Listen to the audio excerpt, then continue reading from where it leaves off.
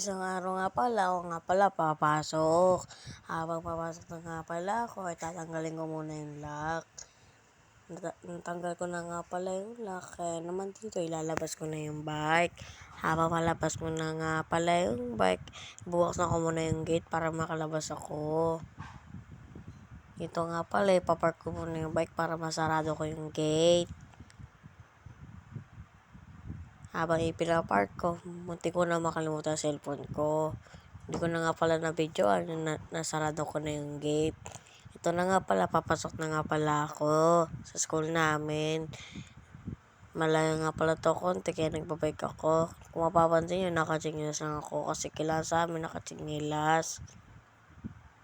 Mapapansin nyo nga pala, malikot ako mag-video. Wala pa kasi akong phone holder. Malayo-layo pa yung aming eskwelahan. Kaya naman dito, tamang bike-bike lang ako kahit malilate na ako.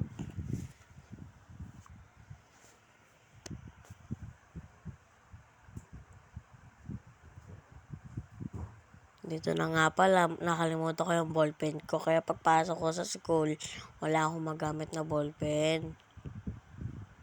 Nakachingras na pala ako kasi yung magsapatos. Chingras na daw dapat, sabi ng teacher namin. Malayo-layo pala yung eskwela namin dito sa aming bahay. Kung tatanungin nyo saan ako nakatira, dito lang ako sa Cabuyao, Pulok, Laguna.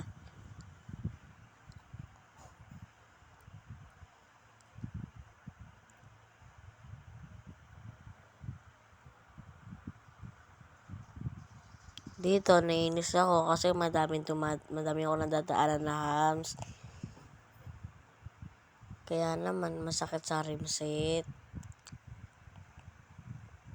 Ito, isang kamay lang, kaya delikado. Wala pa akong taga-video. Trinay ko pala mag-no once, kaso muntikan na ako madapa.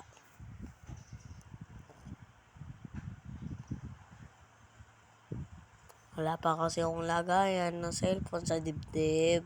Para naman, dalawang kamay na yung magagamit ko. Kung nilagay ko nga pala sa baba, para makita nyo yung taas. Sobrang daming hams nga pala, naiinis na ako. Dito na nga pala, malapit na ako. Kaya naman, sa susunod na lang. Paalam sa inyo!